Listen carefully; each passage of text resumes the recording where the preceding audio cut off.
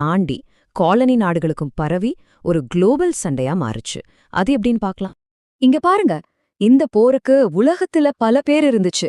வட அமெரிக்காவுல இதுக்கு கிங் ஜார்ஜ் போர்னு பேரு. இந்தியாவுல, ஆமா, நம்ம இந்தியாவுல இதுக்கு பேரு முதல் கர்நாடக போர். ஒரே சண்டைக்கு இத்தனை பேரா? இதுவே சொல்லுதில்ல இது எவ்ளோ பெரிய குளோபல் கான்ஃப்ளிக்ட்னு. இந்த சமயத்துல கூட்டணிகள்லாம் சும்மா மாறிக்கிட்டே இருந்துச்சு. இன்னைக்கு ஒருத்தரோட கூட்டணி, நாளைக்கு அவரே எதிரி. ஒவ்வொருத்தரும் தங்களோட லாபத்துக்கு ஏத்த மாதிரி கூட்டணிகளை மாத்திக்கிட்டே இருந்தாங்க. ஒரு பெரிய சிலந்தி வலை மாதிரி ரொம்ப சிக்கலா இருந்துச்சு. சரி, இப்போ கிளைமேக்ஸ்க்கு வருவோம்.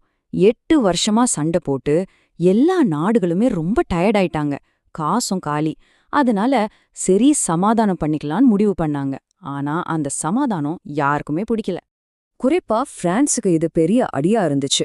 அவங்க நிலத்துல ஜெயிச்சாலும் கடல்ல பிரிட்டன் அவங்களோட பொருளாதாரத்தை மொத்தமா முடக்கிட்டாங்க. இனிமே சண்டைய தொடர முடியாதுங்கிற நிலைமைக்கு பிரான்ஸ் வந்துடுச்சு. இந்த விரக்திய பிரான்ஸ்ல அப்போ பிரபலமா இருந்த ஒரு பழமொழி தெளிவா சொல்லுச்சு. அமைதிய போல முட்டாள்தனமானதுன்னு.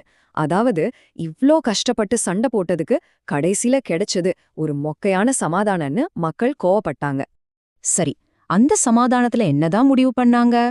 ஒன்னு, மரியா தெரீசா தான் ராணின்னு எல்லாரும் ஒத்துக்கிட்டாங்க. ஆனா ஆஸ்ட்ரியாவுக்கு ஒரு பெரிய இழப்பு. அவங்களோட முக்கியமான சிலேசியா மாகாணத்தை பிரஷ்யாவுக்கு தூக்கி கொடுக்க வேண்டியதா போச்சு. இத ஆஸ்ட்ரியாவால ஏத்துக்கவே முடியல. உண்மையை சொல்லணும்னா இது ஒரு சமாதானமே கிடையாது.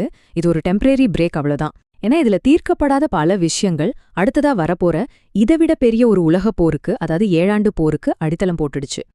இப்போ ஒவ்வொரு நாடும் என்ன நினைச்சுச்சுன்னு பாருங்க. ஆஸ்திரியாவுக்கு பிரிட்டன் மேல கோவம். பிரிட்டனுக்கு ஆஸ்திரியா கூட கூட்டணி வச்சிருக்கிறதுல பிரயோஜனம் இல்லைன்னு தோணுச்சு. பிரான்ஸுக்கு பிரஷ்யாவை பிடிக்கல. பிரஷ்யா ஜெயிச்சாலும் தனியா நின்னாங்க. இந்த மனக்கசப்பு தான் அடுத்த கட்டத்துக்கு போச்சு. இந்த மனக்கசப்புகள், இந்த அவநம்பிக்கை, இது எல்லாம் சேர்ந்துதான் ஒரு பயங்கரமான மாற்றத்துக்கு வழிவகுத்துச்சு.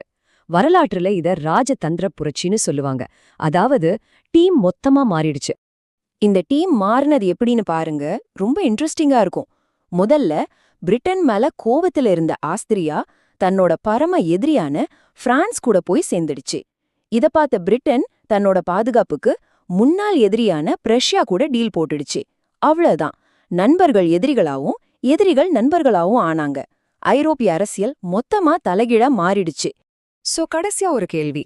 ஒரு ராணியோட உரிமைய காப்பாத்த ஆரம்பிச்ச இந்த போர் கடைசில வரலாற்றின் முதல் உலக போர்னு சொல்லப்படுற 7 ஆண்டு போருக்கு காரணமா அமைஞ்சது.